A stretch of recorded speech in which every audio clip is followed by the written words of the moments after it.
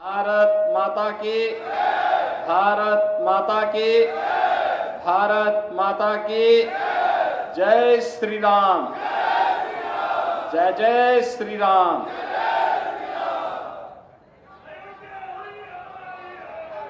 Mathura Lok Sabha seat पर आज Bharatiya Janata party की लोकप्रिय प्रत्याशी और मथुरा के लोकप्रिय सांसद के रूप में जिन्होंने इस पावन क्षेत्र को एक नई पहचान दी है, भारत की सिने जगत की सुविख्यात अदाकार श्रीमती हेमा मालिनी जी, आज उन्होंने नामांकन किया है इस प्रतिष्ठित लोकसभा सीट पर।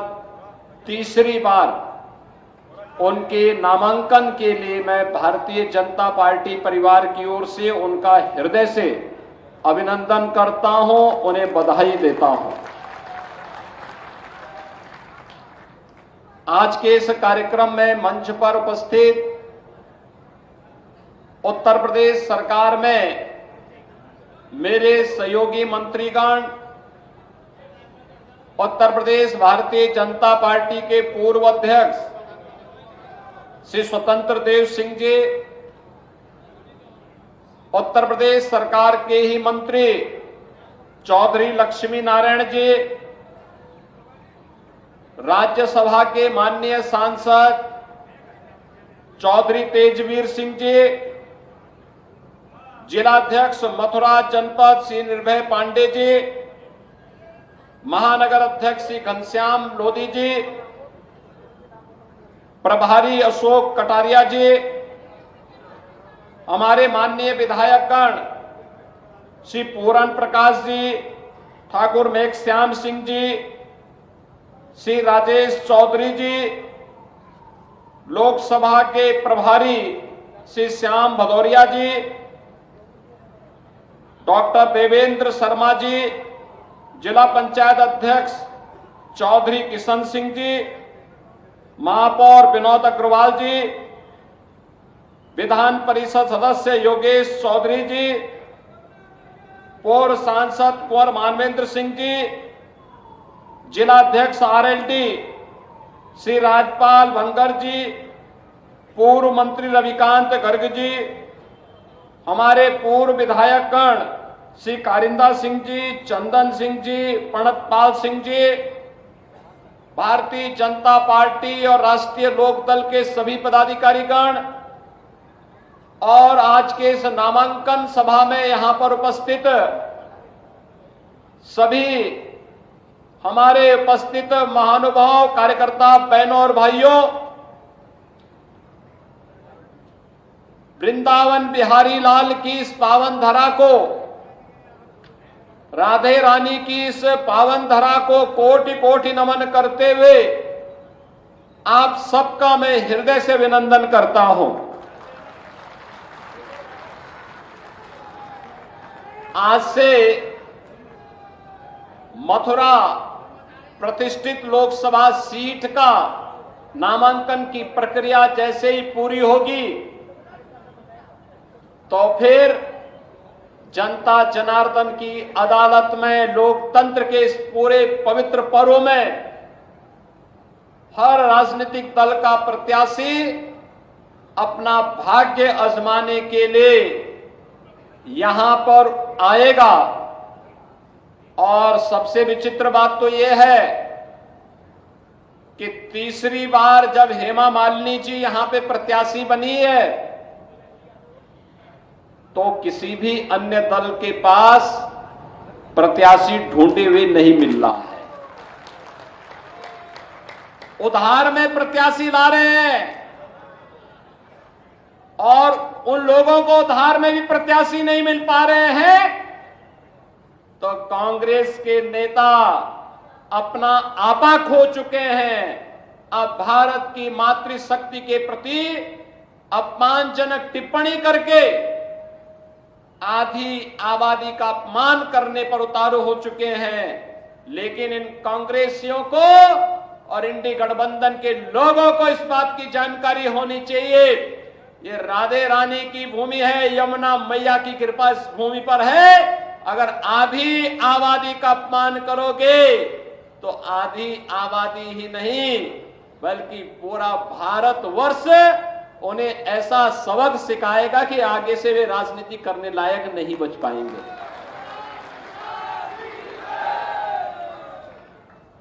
बहनों और भाइयों, लोकतंत्र में अभिव्यक्ति की स्वतंत्रता है, लेकिन इसका मतलब यह नहीं कि व्यक्तिगत टिप्पणी करके हम अनावश्यक रूप से मातृशक्ति का अपमान करें। यह हमारा समाज कभी स्वीकार नहीं कर सकता, कभी स्वीकार नहीं कर सकता। विचारों से सहमति हो सकती है, हमें व्यक्तिगत रूप से कोई व्यक्ति पसंद हो ना हो, लेकिन हम कला को, संस्कृति को, राष्ट्रीयता को या किसी जाति को टारगेट नहीं कर सकते। और अगर कोई करने का प्रयास कर रहा है तो अपने लिए खड्डा स्वयं खोद रहा है। ये तो हमारी मथुरा वृंदावन की भूमि तो कला की भूमि है। भगवान कृष्ण के बारे में कहा जाता है, हमारे कृष्ण कन्हैया के बारे में कहा जाता है कि इन्होंने 16 कलाओं के साथ ही अपना अवतार लिया था। जब 16 कलाओं के साथ, संपूर्ण कलाओं के साथ अवतार लिया था, तो कला का सम्मान करने का इससे अच्छी भूमि दूसरी कौन हो सकती है।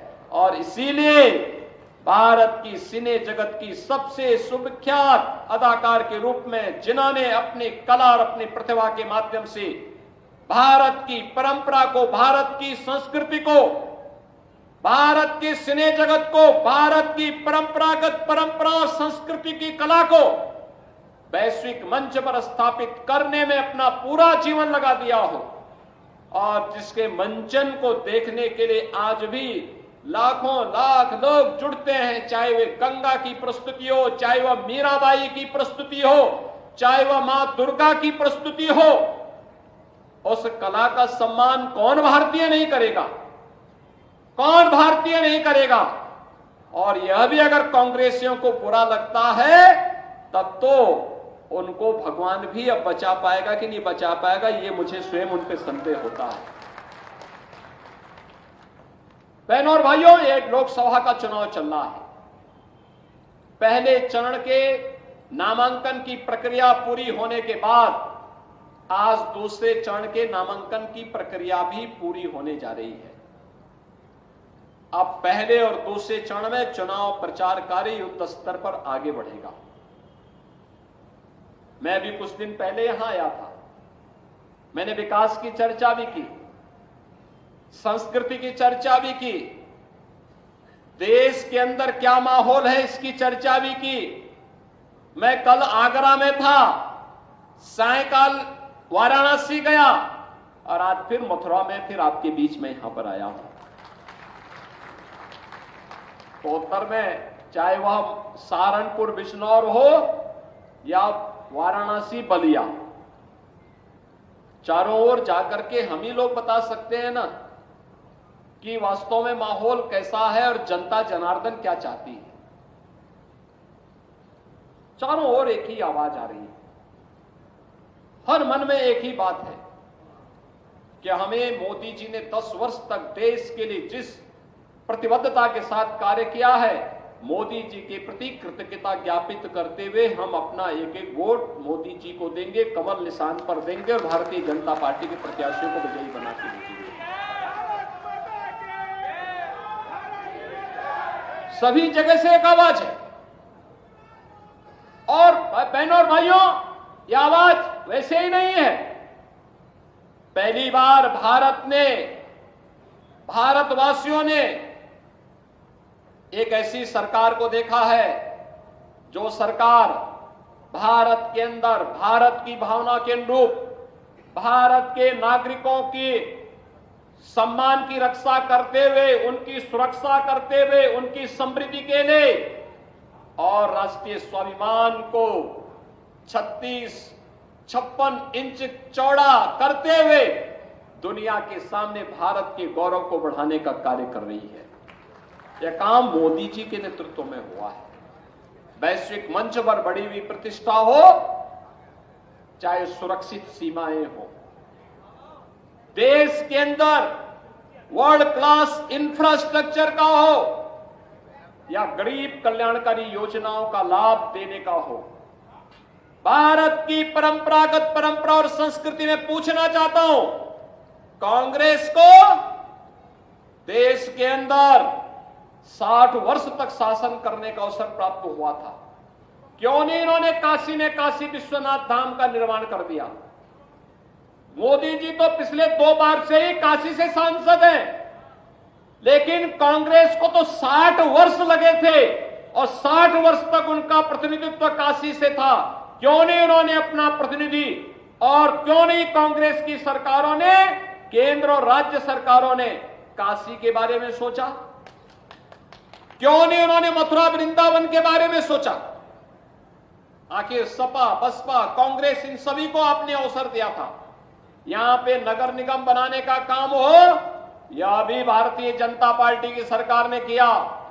यहां पे मथुरा, वृंदावन, बरसाना, गोकुल, बलदेव, गोवर्धन, नंदगांव, इन सभी क्षेत्रों को तीर्थ स्थल घोषित करने का कार्य था। यह भी भारतीय जनता पार्टी की सरकार ने किया। यहां पर ब्रज तीर्थ विकास परिषद के माध्यम से यहां की भावनाओं के अनुरूप यहां का विकास हो। जब यहां की सांसद श्रीमती हेमा मालिनी जी थी, तब उनके सुझाव पर हम लोगों ने यह तीर्थ स्थल घोषित करते हुए और फिर यहां के समग्र विकास की एक रूपरेखा तैयार करते हुए इस कार्यक्रम को आगे बढ़ाया। और आज आप देख रहे होंगे, आज तो देख रहे होंगे, इन सभी तीर्थों में विकास के कार्य तेजी के साथ आगे बढ़ते हुए दिखाई दे रहे हैं। बहुत सारे मामले हैं जहां न्यायालय में मामले लंबित हैं, उन कारणों से हमें थोड़ा रुकना पड़ता है। और हम तो ये मान के चलते हैं कि अंततः हमारी जीत होनी है। हमने अयोध्या के लिए 500 वर्षों का इंतजार किया, लेकिन संघर्ष से कभी पीछे हटे नहीं और अंततः परिणाम आया। क्यों नहीं अयोध्या में राम मंदिर का निर्माण कांग्रेस और सपा बसपा वालों ने कर दिया? ये तो राम भक्तों पर गोली चलाते थे। इनके द्वारा क्या कुछ अयोध्या में नहीं किया गया। कोई राम का नाम ले ले, जय श्री राम का नारा लगा दे तो उस पर लाठी और गोली चलती थी। और आज आप अयोध्या जाएंगे, आपको त्रेता युग याद आ जाएगा, प्रभु राम के समय का स्मरण हो आएगा।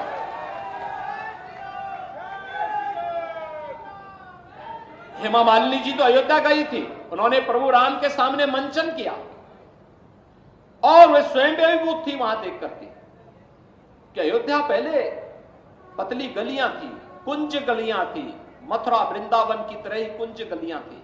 और आज आप जाके देखिए 4 लेन और 6 लेन आपको दिखाई देगा वहां पूरा।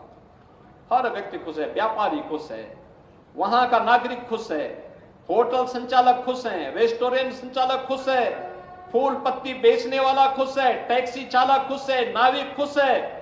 और सबको खुशी इस बात की है कि 500 वर्षों के बाद मोदी जी के प्रयास से अयोध्या में प्रभु रामलला के विराजमान हो गए हैं और उनकी इनकम भी कई गुना बढ़ गई है, कई गुना बढ़ गई है। हमने तो पहले भी कहा था ना, हम तो पहले ही कह चुके थे, हमने काशी और अयोध्या में जो कार्य कराना था उसको लाइन अप कर दिया है। सरकार का काम है लाइन अप करना और उस पर फंड उपलब्ध कराना। जनता जनार्दन के सहयोग से बाकी कार्यदायी संस्थाएं उन कार्यक्रमों को आगे बढ़ाती है। अब हम लोगों को पूरा फोकस करना है ब्रजभूमि पर। अब ब्रजभूमि पे हम पूरा पैसा देने जा रहे हैं। 84 कोसी की बात हो रही थी, परिक्रमा की बात हो रही थी, गोवर्धन परिक्रमा हो, बरसाना की हो, यहां की जितने भी होंगे, इन सबको भी हम यहाँ की भावनाओं के अनुरूप ही आगे बढ़ाने का कार्य कर रहे हैं, या यमुना मैया की शुद्धि के कार्यक्रम को आगे बढ़ाने, या यहाँ के कुंडों के बारे में, या यहाँ पे गौ माता की सेवा और उसके संरक्षण के लिए, ये सभी कार्यक्रम युद्ध स्तर पर आगे बढ़ने वाले हैं और बढ़ने वाले हैं। इसके लिए आवश्यक है कि यहां से चुनाव जीत करके भी तीसरी बार पिछले 2 रिकॉर्ड को तोड़ते हुए हेमा मालिनी जी फिर संसद में जाए।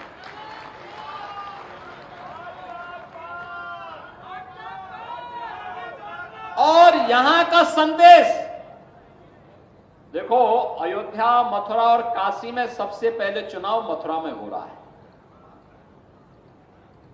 तो संदेश यहीं से जाना चाहिए।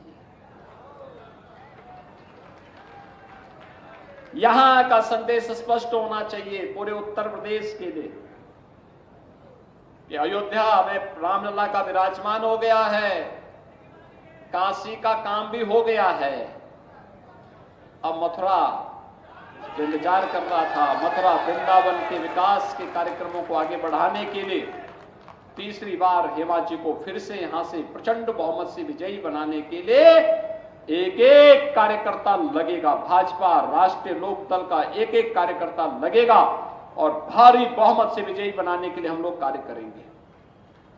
बहनों और भाइयों, आज प्रधानमंत्री मोदी जी ने विकसित भारत की जिस संकल्पना को देशवासियों के सामने रखा है, उस विकसित भारत के लिए विकसित उत्तर प्रदेश आवश्यक है, और विकसित उत्तर प्रदेश के लिए विकसित मथुरा भी आवश्यक है।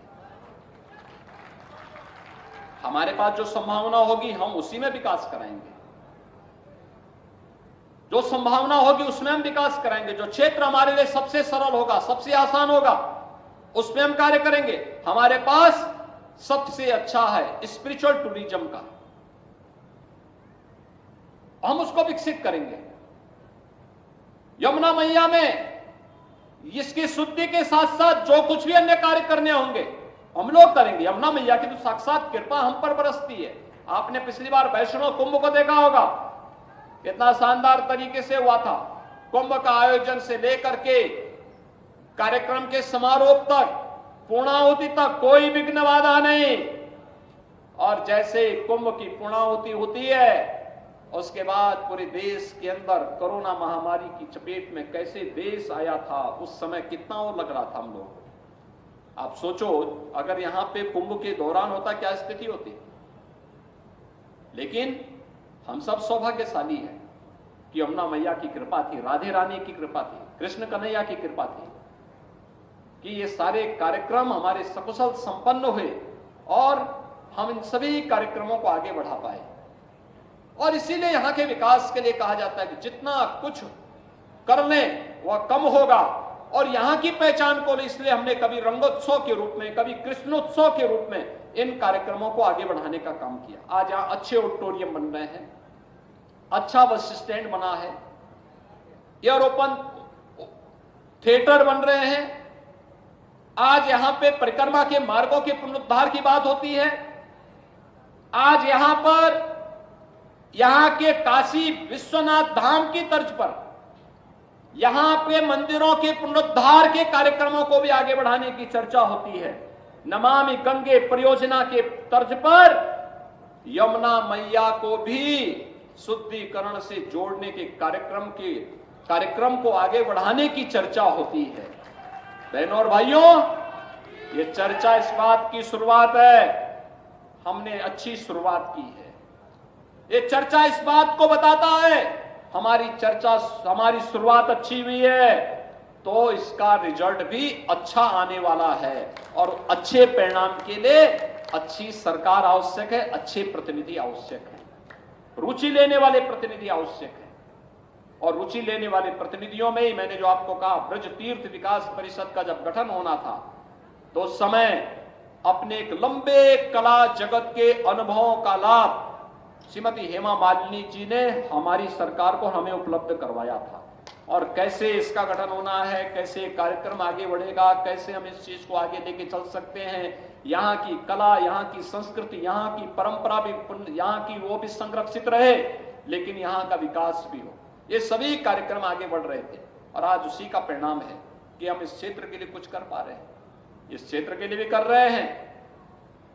और महामाया के रूप में मां विंध्यवासिनी धाम के कार्यक्रम को भी हमने पुनरुद्धार करके रख दिया। वहां कभी जाइए आप विंध्यवासिनी धाम में, विंध्यवासिनी धाम में कभी जाइए आप। पहले संकरी गली थी, 2 लोग एक साथ नहीं जा सकते थे, और आज 100 लोग भी एक साथ जाएंगे ना, आसानी से वहां जगत जननी मां भगवती विंध्यवासिनी के दर्शन आसानी से हो सकते हैं। क्या ये काम सपा बसपा और कांग्रेस के लोग करते क्या? क्या काशी विश्वनाथ धाम का काम ये लोग कर पाते क्या? क्या मां विंध्यवासिनी धाम में जो काम हो रहा है, जो काम हुआ है, क्या ये लोग कर पाते क्या? मथुरा, वृंदावन, बरसाना में, ब्रज क्षेत्र में जो कार्य हो रहा है, क्या ये लोग कर पाते क्या? अयोध्या में जो कार्य हुआ है, क्या ये लोग कर पाते क्या? व्यापारी और बेटी को जो सुरक्षा मिली है, क्या ये कांग्रेस, सपा और बसपा के लोग कर पाते क्या? इनकी तो व्यापारी के लिए भी और बेटी के लिए भी इनकी धारणा क्या, इनकी मानसिकता क्या है, इनके भाषणों से आप सुन सकते हैं। जब ये लोग कर ही नहीं सकते, न ये विकास करा सकते, न देश को सुरक्षा दे सकते हैं, न हमारी आस्था का सम्मान ही कर सकते हैं, न गरीब कल्याण ही का काम कर सकते हैं, और न बेटी और व्यापारी को ही सुरक्षा दे सकते हैं, तो देश को इस बोझे को क्या लेकर के चलने की आवश्यकता है क्या? चलने की आवश्यकता है क्या? मैं ये प्रश्न आप मथुरा वासियों से पूछना चाहता हूं, क्या इन लोगों से कोई आप उम्मीद करते हैं क्या? जब उम्मीद नहीं करते हैं तो फिर अपना वोट खराब क्यों करना चाहते हैं? ये वोट, ये जो मतदान देने की हम अपील कर रहे हैं, इस आधार पर कर रहे हैं कि वर्तमान भी हमारा सुरक्षित और उज्जवल रहे और भविष्य भी उन्नत और उन्नति की नई पराकाष्ठा को प्राप्त करके विकसित भारत की संकल्पना को हम अपनी आंखों से देख सकें। और विकसित भारत की संकल्पना को ही साकार करने के लिए मोदी जी को तीसरा कार्यकाल चाहिए। तीसरे कार्यकाल के प्रथम 3 वर्ष में भारत दुनिया की तीसरी बड़ी अर्थव्यवस्था बनेगा।